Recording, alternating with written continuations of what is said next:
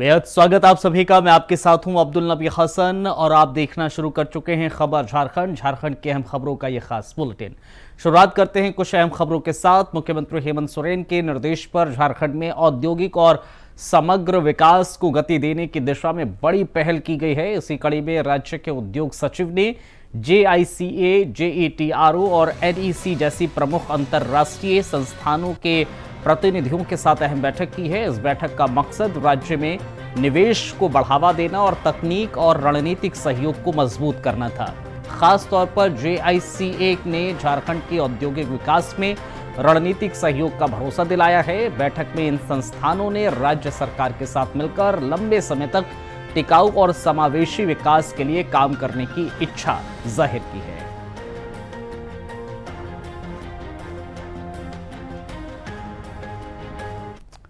जमशेदपुर में आजसू ने सड़क पर बदहाली के खिलाफ एक अनोखा विरोध प्रदर्शन किया है, जिसने सबका ध्यान अपनी ओर खींच लिया है।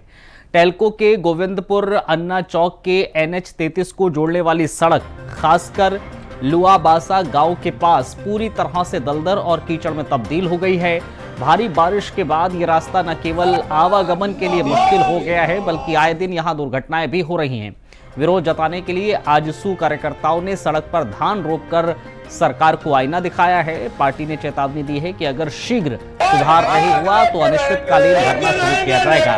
प्रदर्शनकारियों ने प्रशासन और जनप्रतिनिधियों और सरकार की चुप्पी पर सवाल उठाए।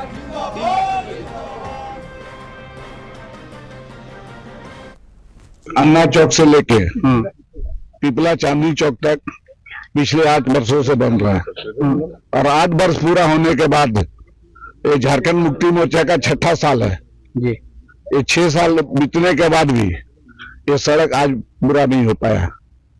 और सबसे आश्चर्य क्या बात है, सड़क बनता है उसका उद्घाटन होता है। ये सड़क का उद्घाटन कौन किया? उद्घाटन नहीं हुआ तो इस सड़क में बड़ा बड़ा वाहन कैसे चल रहा है? और जिला प्रशासन सोया कहाँ हुआ है, थाना सोया कहाँ हुआ है? आज गांव वाला साइकिल चलाना इस पर मुश्किल हो गया है। टू व्हीलर से जो लोग मजदूरी करने ड्यूटी जाते हैं उनको बाइक चलाना मुश्किल है। जो महिलाएं अपने बच्चों को स्कूटी से स्कूल छोड़ने जाती है उनको इस सड़क पर चलना संभव हो गया है। कोई बीमार व्यक्ति है ना, सड़क नहीं होने के कारण ऑटो नहीं जा पा रहा है। ऐसे स्थिति में बड़ा वाहन इस पर कैसे चल रहा है और बड़ा वाहन को कौन रोकेगा इस सड़क पे? यहाँ का गरीब जनता स्कूल आने जाने के लिए, छोटे छोटे बच्चे हॉस्पिटल के लिए, जो बुजुर्ग कोई भी ट्रीटमेंट का जरूरत पड़ता है तो ये कीचड़ में आके दलदल में फंस जाता है। इसलिए इसमें ये झारखंड सरकार का बहुत ही कमियां है और यहाँ स्थानीय जो मंत्री है, विधायक है, उसका भी इसमें ध्यान नहीं है। इसमें जल्द से जल्द इस सरकार को मैंने चेतावनी देना चाहता हूं कि आजसू पार्टी अगर ये सरकार काम नहीं करेगी तो आजसू पार्टी इस जगह पर धरना में बैठ जाएगी और निश्चित काल के लिए हम लोग धरना में बैठ जाएंगे। ये झारखंड का पैसा लुटाई हो रहा है, ठेकेदार के द्वारा लुटाई हो रहा है। इधर सरायकेला जिले में महिला जनप्रतिनिधियों को सशक्त बनाने की दिशा में एक अहम पहल की गई है। जिला पंचायत संसाधन केंद्र सरायकेला में पंचायत नेत्री अभियान के अंतर्गत 1 दिवसीय प्रशिक्षण कार्यक्रम का आयोजन किया गया है। कार्यक्रम का उद्घाटन उपायुक्त नीतीश कुमार सिंह, जिला परिषद अध्यक्ष सोनाराम बोदरा, उपाध्यक्ष मधु श्री महतो और अन्य महिला जनप्रतिनिधियों के जरिए संयुक्त रूप से दीप प्रज्वलित कर किया गया है। इस अभियान का उद्देश्य महिला प्रतिनिधियों को आत्मनिर्भर बनाना, उनकी नेतृत्व क्षमता को निखारना और पंचायत स्तर पर उनकी सक्रिय भागीदारी सुनिश्चित करना है। कार्यक्रम में उपायुक्त ने दोटू कहा है कि महिलाओं को केवल नाम मात्र की प्रतिनिधि नहीं रहना चाहिए, बल्कि निर्णय लेने की प्रक्रिया में उनका खुद का नेतृत्व जरूरी है। यह अभियान सशक्त पंचायत और समावेशी विकास की दिशा में मील का पत्थर साबित हो सकता है। तो ये रिजर्वेशन महिलाओं के रिजर्वेशन क्यों किया गया? इसीलिए किया गया क्योंकि हर चीज का सोर्स आप है। एक मजबूत देश के अगर देश को हमको तैयार करना है तो उसमें एक मजबूत माँ, एक मजबूत बेटी, एक मजबूत बहन, एक मजबूत पत्नी की बहुत आवश्यकता है। ये सब तो हम रूप से कर ही रहे हैं।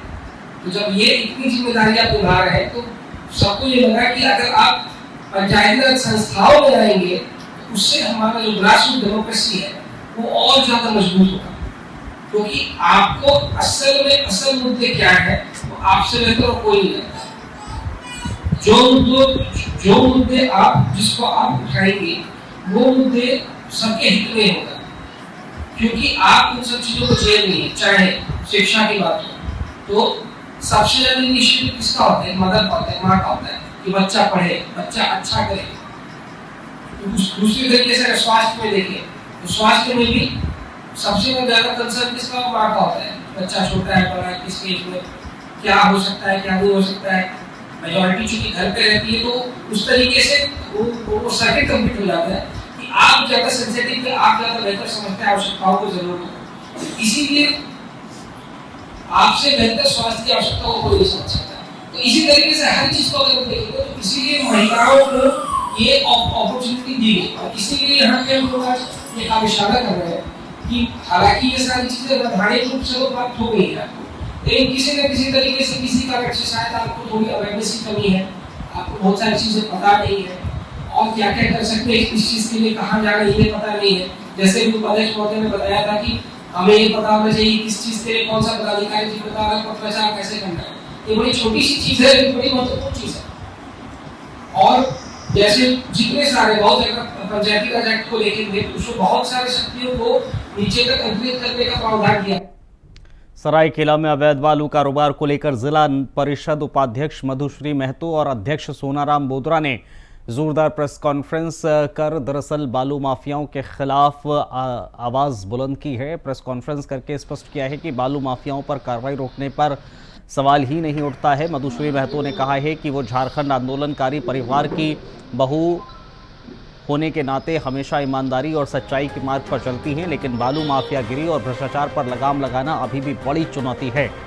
जिला परिषद अध्यक्ष सोनाराम बोदरा ने बालू तस्करी को सरकार और पर्यावरण दोनों के लिए गंभीर समस्या बताया है। उन्होंने कहा है कि कुड़कू प्रखंड सहित कई इलाकों में रात के समय अवैध बालू लदे हाईवा का संचालन जारी है। इस पर नियंत्रण के लिए कोलाहन आयुक्त, डीआईजी, उपायुक्त और पुलिस अधीक्षक और जिला खनन पदाधिकारी को आवश्यक सूचना दे दी गई।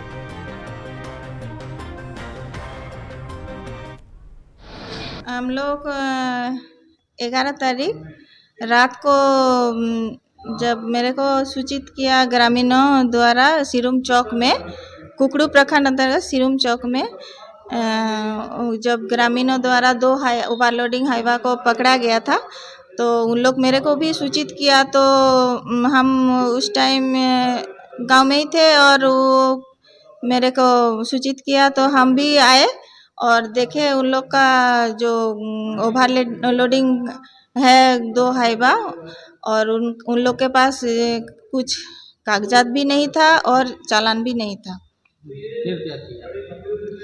फिर हम उसी टाइम सीओ साहब को फ़ोन किए तो फ़ोन तो रिसीव नहीं किए सीओ साहब। फिर सुबह को वो कांटेक्ट करने की कोशिश किए तो सुबह सीओ आए, फिर आके देखे, फिर वहाँ निमडी थाना वाला भी आए। फिर हम लोग मेरे से बात हुआ था, एसडीओ से भी बात हुआ था और डीएमओ से भी बात हुआ था, तो बोले मेरे इंस्पेक्टर जा रहे हैं फिर देख लेंगे, फिर उन लोग का गाड़ी ये करना है। देखिए, आज का प्रेस कॉन्फ्रेंस है हमारे जिला परिषद के जो माननीय उपाध्यक्ष महोदय के माध्यम से ये विशेष रूप से आज का प्रेस कॉन्फ्रेंस का आयोजन किया गया है। आज हम लोग ये विगत 11 तारीख की रात को ग्रामीणों के सूचना पर जिला परिषद के उपाध्यक्ष सिरुम हमारे कुकड़ू प्रखंड में गए थे, जहां पर अवैध रूप से चालन हमारे जो हाईवा 2 गाड़ी है उनको जब्त किया गया था ग्रामीणों को द्वारा। तो उस पर उपाध्यक्ष मैम गई थी, तो इसके बाद सभी वरीय पदाधिकारी को सूचना दिया गया कि इस तरह का बात है, यहाँ पर बिना चालान का अवैध रूप से रात में बालू का परिचालन हो रही है। तो इसकी सूचना पर उन्होंने वहाँ जाकर संबंधित पदाधिकारी के लिए सूचना दिया गया है। लेकिन ये गंभीर विषय है कि हम लोग ने इससे पूर्व में भी हमारे यहाँ के सरायकेला के उपायुक्त और यहाँ हमारे कोलान के कमिश्नर को हम लोग पत्र के माध्यम से हम लोग इसमें लिखित रूप से हम लोग दिए थे कि हमारे सरायकेला खरसों जिला में जो हमारे इच्छागढ़ में, खासतौर से इच्छागढ़ क्षेत्र में हमारे बालू का जो चोरी हो रही है, जहाँ से बंगाल की ओर भी लिए जाता है, तो हम लोग इस पर काफ़ी गंभीरता से हम लोग उपायुक्त महोदय को भी दिया था। तो उपायुक्त महोदय में इसने संज्ञान लेते हुए कुकड़ू प्रखंड में के 6 नाका पोस्ट बनाने का निर्णय लिया था, जिसमें दंडाधिकारी के साथ से सीसीटीवी कैमरा से निगरानी रखने के लिए। तो कुछ दिनों तक सही चला, लेकिन वर्तमान स्थिति में ऐसा है जो कि हमारे राज्य में एनजीटी का भी जो अभी लागू किया गया था। बोकारो जिले में लगातार बढ़ते अपराध और सड़क हादसों को देखते हुए पुलिस अब सख्त एक्शन मोड में आ चुकी है। बोकारो एसपी हरविंदर कुमार सिंह ने अपने कार्यालय में मासिक अपराध गोष्ठी आयोजित कर सभी थाना प्रभारी और डीएसपी को स्पष्ट निर्देश दिए हैं कि अपराध नियंत्रण अब सर्वोच्च प्राथमिकता है। उन्होंने कहा है कि जिले में चोरी और सड़क दुर्घटनाएं चिंता का विषय बनी हुई हैं, इन पर हाल ही में लगाम लगाना होगा। एसपी ने बेहतर कार्य करने वाले पुलिसकर्मियों को सम्मानित करने की घोषणा की है, जिससे बल में नया उत्साह देखने को मिल रहा है। वहीं हाल ही में झुमरा क्षेत्र में हुई मुठभेड़ और नक्सली गतिविधियों पर भी चर्चा हुई है, जहां एसपी ने साफ कहा है कि नक्सलियों के खिलाफ अभियान और तेज किए जाएंगे। उन्होंने ये भी जोड़ा है कि अपराध रोकथाम केवल एफआईआर दर्ज करने तक सीमित नहीं होना चाहिए, बल्कि जमीनी स्तर पर सख्त कार्रवाई जरूरी है।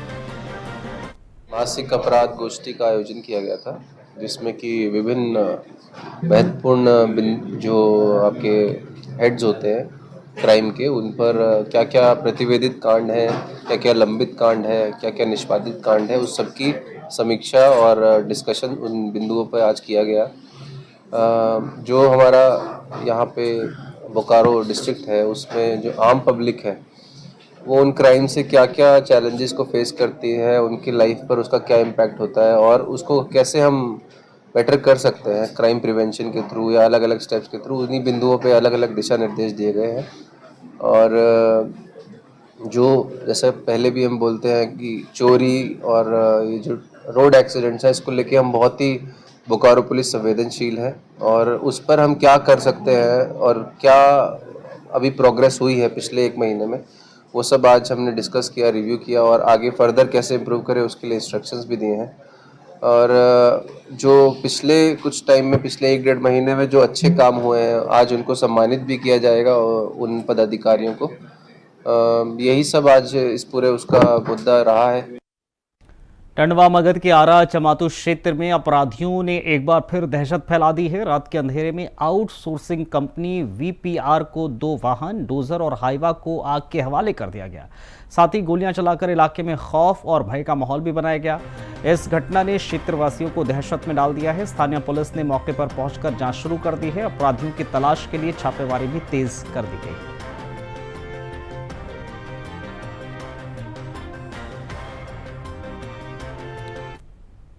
खबर साहिबगंज से है, जहां पर नगर थाना क्षेत्र की पुलिस ने गुप्त सूचना के आधार पर बड़ी कार्रवाई की है।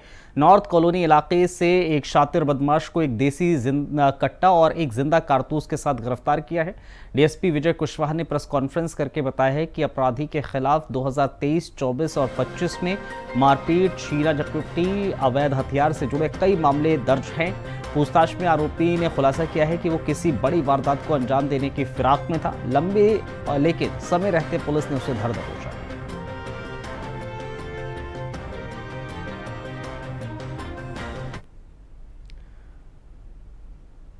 खबर रांची से है, जहां पर पुलिस ने ऑनलाइन जुआ और अवैध गतिविधियों के खिलाफ बड़ी कार्रवाई करते हुए एक संगठित गिरोह का भंडाफोड़ किया है। बरियातू थाना क्षेत्र के हाउसिंग कॉलोनी रोड नंबर 2 पर एक मकान में छापेमारी के दौरान 14 आरोपियों को गिरफ्तार किया गया है। इनके पास से 5 लैपटॉप, 17 मोबाइल फोन और 90 अलग अलग बैंक्स के एटीएम कार्ड बरामद हुए हैं। पूछताछ में इन आरोपियों ने खुलासा किया है कि वो पिछले 1 महीने से यहां रहकर ऑनलाइन गेमिंग और सट्टा संचालित कर रहे थे। आरोपियों को बाहर से कुछ लोग निर्देश देते थे, जो समय समय पर मौके पर आते भी थे। पुलिस ने सभी आरोपियों के खिलाफ बरियातू थाने में मामला दर्ज कर लिया है। इस पूरी कार्रवाई की अगुवाई डीआईजी सह एसएसपी चंदन कुमार सिन्हा के निर्देश पर। हाउसिंग कॉलोनी में जो है अवैध धंधा, ऑनलाइन गेमिंग और साइबर क्राइम, इसके लिए जो है वहाँ पर एक क्रिमिनल्स का एक गैंग है जो काम कर रहा है। तो इस पर सिटी डीएसपी अजीत ने एक टीम बनाया, डीएसपी सदर संजीव के नेतृत्व में, थाना प्रभारी मनोज, संजीव देसरा डीएसपी सदर और पूरी बरियातू थाने की टीम इसमें सब इंस्पेक्टर भानु और अन्य अफसर थे। ये लोग रेड किए और रेड करने के बाद वहाँ पर जो है 5 लैपटॉप, लगभग 90 ATM कार्ड और मोबाइल 17 मोबाइल मिला है। और जो ये लोग का काम है कि ये लोग अवैध जमशेदपुर के प्रतिष्ठित प्रबंधन संस्थान XLRI के प्रथम वर्ष के छात्रों ने सामाजिक सरोकार और ज़मीनी हकीकत को समझने के उद्देश्य से पोटका प्रखंड के गांवों का दौरा किया। इस शैक्षणिक भ्रमण के तहत छात्रों ने सरकारी योजनाओं के क्रियान्वयन, ग्रामीण जीवन शैली और स्थानीय समस्याओं को नज़दीक से देखा और समझा। छात्र 2 समूहों में बंटकर अलग अलग गाँव, खासकर जुड़ी पंचायत के प्रेमनगर आंगनवाड़ी केंद्र पहुंचे। यहाँ उन्होंने बच्चों के पोषण, प्रारंभिक शिक्षा और गर्भवती महिलाओं के लिए चलाई जा रही योजनाओं की जानकारी ली। साथ ही उन्होंने किसानों से मुलाकात कर कृषि से जुड़े मुद्दों पर भी बातचीत की। छात्रों का कहना था कि इस दौरे से उन्हें बहुत कुछ सीखने को मिला। और यहाँ पे आने का जो मकसद है हम लोग का यही है कि हम लोग जुड़े रहें गांव से, और जो हम लोग थ्योरी पढ़ते हैं किताबों में उसको हम अप्लाई कर रहे हैं और देख सकें कि रियलिटी क्या है हमारे झारखंड के विलेजेस की जो जगहें हैं। तो हमें तो बहुत चीज़ें पता चली, हमें बहुत सारी चीज़ों के बारे में जानकारी मिली कि क्या सिस्टम चल रहा है, क्या एक प्रतापपुर के बरवा गोचवा गांव में शुक्रवार की देर रात एक सनसनीखेज हत्या की वारदात सामने आई है। लगभग रात 2 बजे के आसपास कैल भारती नाम के अधेड़ की चाकू से गोदकर हत्या कर दी गई। घटना उस वक्त हुई जब कैल भारती अपने 3 वर्षीय नातिन के साथ अपने पुराने घर की पाही सो रहे। परिजनों ने बताया कि हत्या के पीछे गांव की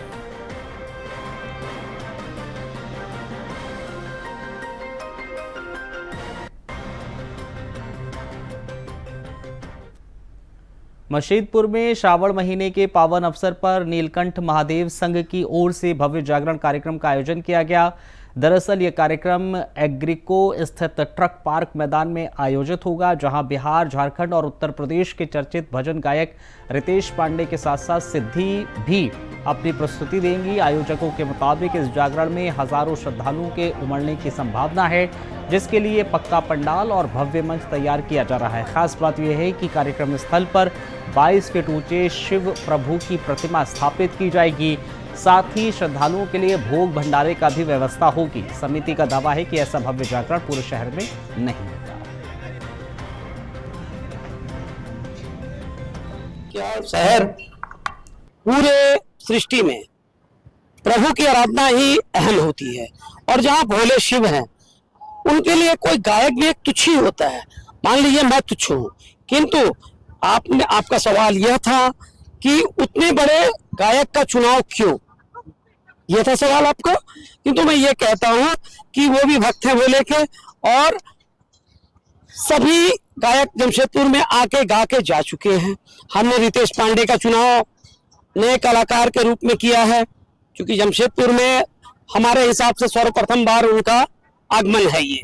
और जितना व्यवस्था हम लोग यहाँ कर सकते हैं अच्छी से अच्छी व्यवस्था कर रहे हैं। लोग अच्छे से व्यवस्था में जुटते भी हैं, बहुत आनंद लोग लेते हैं। और जगह भी हमारे जमशेदपुर में होता है प्रोग्राम सावन में, उस सब के होते हुए भी एक हमारा अलग स्थान है। इसमें अलग कारीगर मैंने अलग लोग आते हैं, अलग व्यवस्था होता है, सब कुछ एक अलग व्यवस्था दिखता है। इस हिसाब से हम लोग अपनी व्यवस्था कर रहे हैं। भगवान भोलेनाथ की यही दया है, हम लोग अपने से करने वाले है नहीं।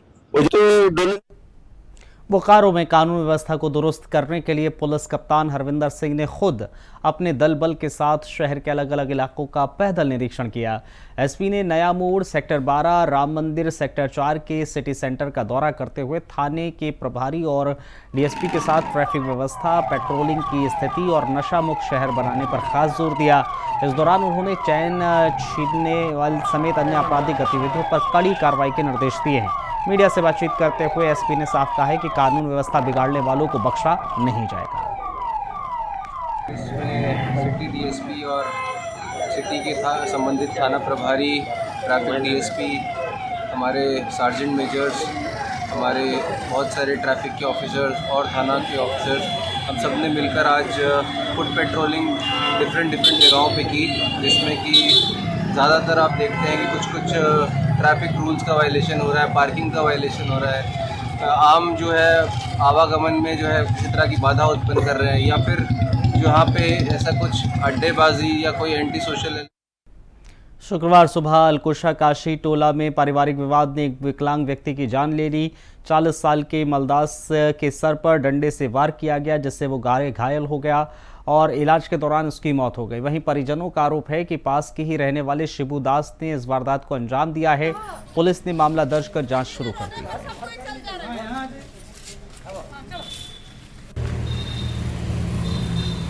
चलो कौन बोलेगा? 7/2025 को सुबह 7 बजे चास मुफस्सिल थाना अंतर्गत अलकुशा गाँव में एक शिबू दास नामक व्यक्ति के घर के बगल में कमल दास के परिवार के साथ बकझक हुआ। बकझक का कारण यह था कि शिबू दास की बेटी उसके घर जाती थी, जो उसे शिबू दास का व्यवहार गुजरा और पति जताता था कि कमल दास के घर में जाने के कारण उसकी बेटी बिगड़ रही है। इसी बात को लेकर विवाद उत्पन्न हुआ और शिबू दास द्वारा कमल दास के सिर पर लाठी से मारा गया और उसे इलाज के लिए सदर अस्पताल ले जाया गया, जहां से उसे रिम्स रेफर किया गया और रिम्स ले जाने के क्रम में उसकी मृत्यु हो गई है। कमल दास की पत्नी के लिखित आवेदन के आधार पर कांड दर्ज किया गया है। प्राथमिकी दर्ज के कार्यक्रम के अनुसंधान किया जा रहा है। कुछ लोगों को पूछताछ के लिए थाना में बुलाया है, जो अभियुक्त है। पूरा गाली गलौज दे रहा था, गंदा गंदा गाली गलौज देने के बाद आ गया मेरा द्वैत था, वहाँ पर भी गाली गलौज देने लगा, बहुत खराब। फिर उसके बाद मेरा पति बोला क्यों गाली गलौज दे रहा है इसको, न देंगे रे, तुम तो अपाहिज हो, तुम कुछ नहीं कर सकता है। तो वैसे कैसे नहीं कर सकता है, ऐसा बोलने लगा। तो एगो विकलांग था, तो लाठी से चल रहा था, उसी का लाठी लूट के माथा में यहाँ पर मारा है, माथा में चोट आया है, गहरी चोट। तो बेहोश हो गया। होने के बाद ले गए हैं हम लोग अस्पताल जाने के बाद पहले आया थाना वाला बोला जो चल जाइए सदर गए। सदर जाने के बाद वहाँ जब बोला जाइए सिटी एक्शन किए। उसके बाद आके थाना सिटी एक्शन के करने के बाद आए सदर कागज दिखाया तो बोला वो लोग ले जाइए बड़ा अस्पताल। चलिए इस बुलेटिन में फिलहाल इतना ही, इजाजत दीजिए, नमस्कार।